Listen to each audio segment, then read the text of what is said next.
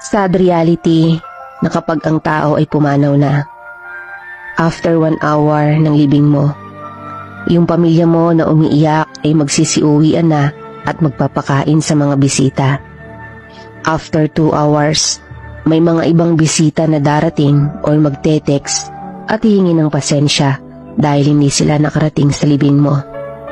After 6 hours, ang mga bisita ay magsisiuwian na at ang pamilya mo ay magsisimula ng magplano sa mga gagawin sa susunod na araw.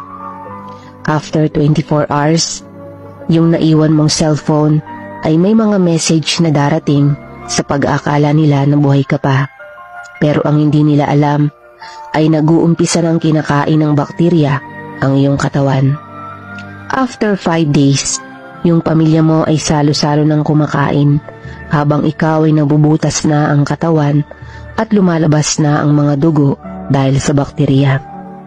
After 1 year, may mga tao na makikita ang mga larawan mo at may isip ka ng panandalian habang ikaw ay buto na sa loob ng iyong libingan.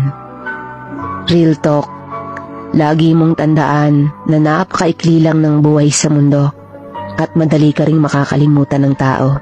Kaya't marapat lang na huwag pairalin ang pagkalabis ng kagustuhan mo dito sa mundo.